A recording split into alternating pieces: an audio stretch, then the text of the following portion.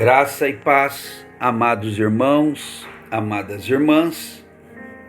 Vamos continuar então falando da punição que haverá para aqueles que nesta era amam ou se apegam às suas iniquidades e não se livram delas para glorificar o Senhor, para dar lugar à obra transformadora do Espírito Santo. Estamos em Lucas capítulo 13 e estamos analisando os versículos 27 em diante, que diz assim: Mas ele vos dirá, não sei de onde sois, apartai-vos de mim, vós todos os que praticais iniquidades. Ali haverá choro e ranger de dentes, quando virdes no reino de Deus Abraão, Isaque, Jacó e todos os profetas, mas vós lançados fora.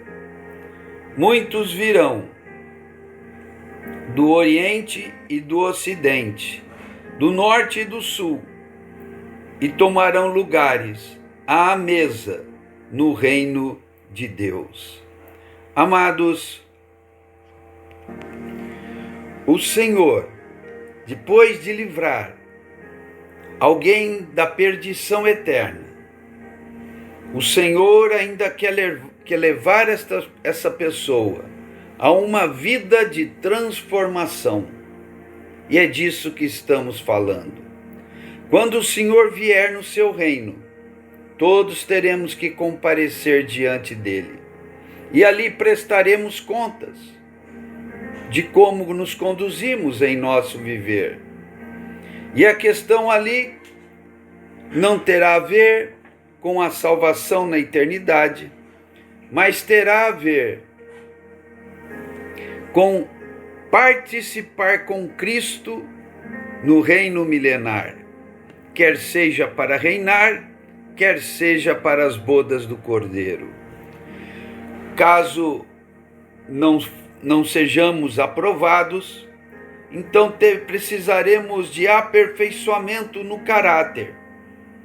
E o Senhor, então, submeterá os que não se qualificaram, serão submetidos, então, à disciplina, para a correção, para por fim chegar-se ao aperfeiçoamento do caráter, ou seja, à semelhança de Cristo. Então aqui nós estamos lidando com uma fala de Jesus que diz isto. Então, a abordagem que eu estou fazendo agora é com respeito ao lugar onde haverá choro e ranger de dentes, que será o lugar da disciplina para a correção e aperfeiçoamento. Então, enquanto alguns estarão na glória, reinando e festejando as bodas do Cordeiro, outros estarão sendo aperfeiçoados em seu caráter. Então, falando sobre os que serão lançados fora da esfera da glória, para um lugar onde há choro e ranger de dentes, hoje eu quero prosseguir com mais uma passagem. Ontem vimos como o Senhor elogiou o centurião e falou desta situação com respeito aos gentios, que seriam aprovados pelo Senhor. Agora, vamos ver uma outra passagem, que está em Mateus capítulo 22. Mateus 22, a partir do verso 1. Diz assim: De novo entrou Jesus a falar por parábolas, dizendo-lhes: O reino dos céus é semelhante a um rei, que celebrou as bodas de seu filho. Então enviou os seus servos a chamar os convidados para as bodas, mas destes não quiseram vir.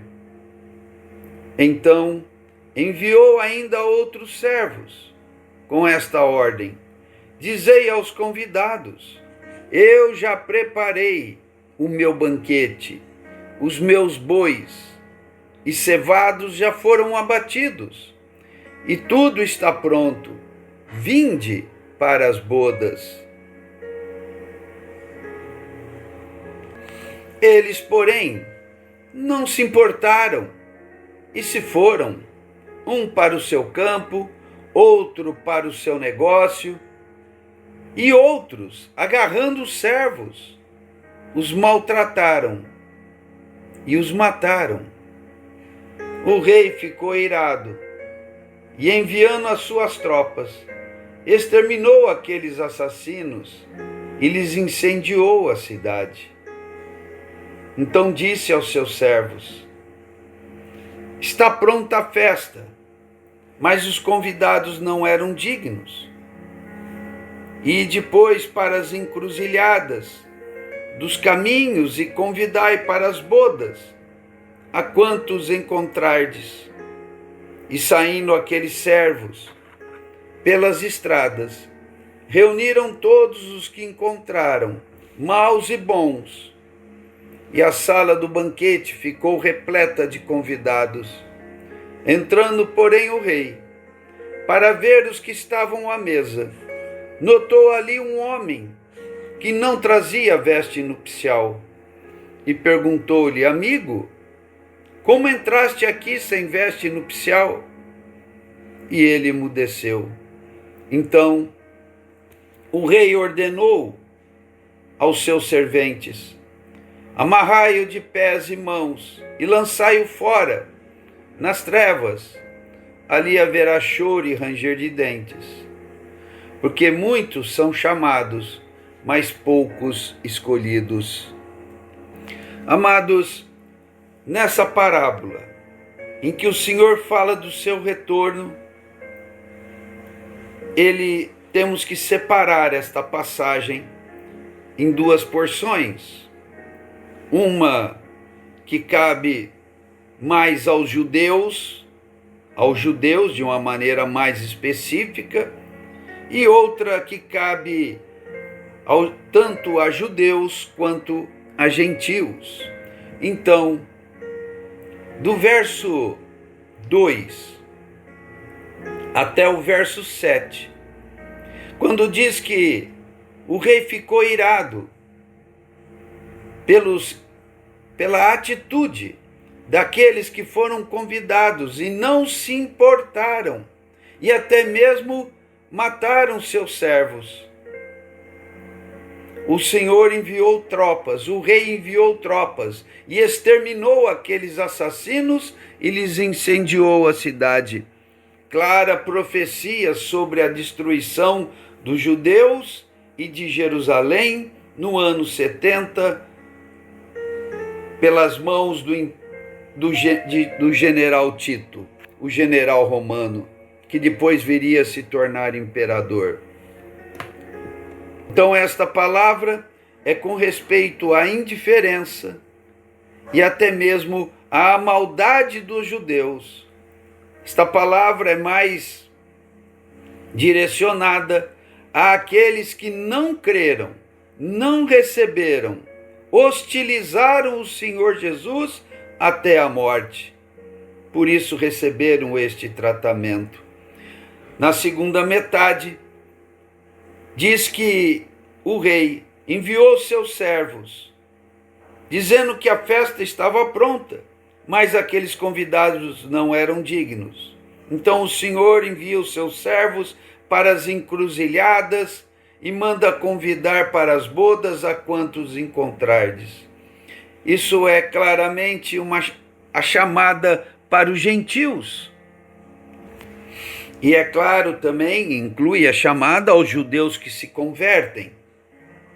Então, temos aqui um chamado dirigido tanto a judeus piedosos quanto aos gentios, entre os quais nós nos encontramos, os estrangeiros, os que antes eram estranhos à aliança, mas agora foram reconciliados e chamados. O verso 10 diz algo importante. Diz que os servos saíram pelas estradas e reuniram todos os que encontraram, maus e bons, e a sala do banquete ficou repleta de convidados. Amados, pelo contexto, temos que entender que maus aqui não significa pervertidos. Está falando de maus cristãos e bons cristãos. Essa é uma grande realidade. Muitos são chamados, mas poucos se tornam escolhidos, porque entre os chamados há maus e bons. Os maus precisarão ser corrigidos, aperfeiçoados, para por fim entrarem na glória. Os bons são os que vivem para o aperfeiçoamento e por isso comparecem de maneira adequada diante do Senhor. No verso 11 diz que o rei observou alguém ali que não trazia veste nupcial. E ele pergunta: amigo, como entraste aqui sem veste nupcial? E ele emudeceu.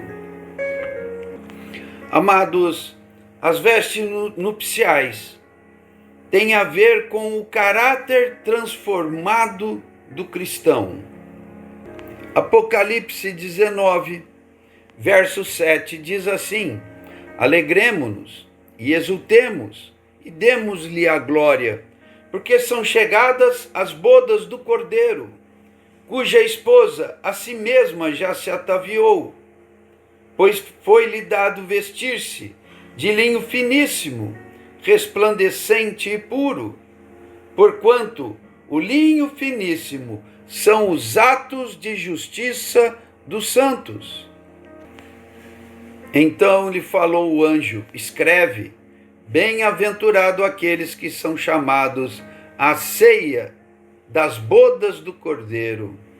Amados, o crente tem que ter atos de justiça. Se não tem, precisa entregar-se à obra transformadora do Espírito Santo para ter uma mudança de caráter que o leve às boas atitudes, as atitudes do bom testemunho que glorifica Cristo em seu viver.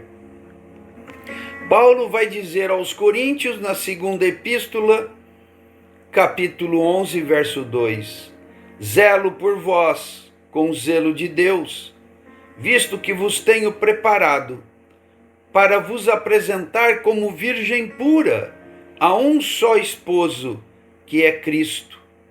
Mas receio que, assim como a serpente enganou a Eva com a sua astúcia, assim também seja corrompida a vossa mente e se aparte da simplicidade e pureza devidas a Cristo. Este é um grande risco, amados. Temos que nos entregar à obra transformadora do Espírito Santo, seguindo o Senhor no melhor padrão da palavra, dando lugar às correções do Espírito Santo, para que ele opere em nós o caráter de Cristo. Voltando a Mateus 22, no verso 13, por fim o rei vai dizer: ordenou o rei aos serventes: amarrai-o de pés e mãos e lançai-o fora nas trevas, ali haverá choro e ranger de dentes. Será então, por um lado, um castigo, mas não sem objetivo, um castigo para correção e aperfeiçoamento do caráter. E lá, essa pessoa será transformada, enquanto lamenta o seu viver infiel ao noivo, que por ele morreu e ressuscitou. Mas o Senhor, em sua misericórdia, trabalhará nessa pessoa a transformação, mas ele mesmo será privado da glória do reino de Deus durante o período milenar. Que o Senhor nos ajude a viver para Ele, para o seu inteiro agrado. Vamos orar. Querido Pai, queremos estar como aqueles que estão aguardando a sua vinda, que buscam um caráter transformado dia a dia. Ajuda-nos a sermos dóceis nas tuas mãos, glorificando a tua presença em nosso viver. Nós te pedimos, ó Pai, em nome de Jesus. Amados, fiquem na paz. Que Deus abençoe a todos.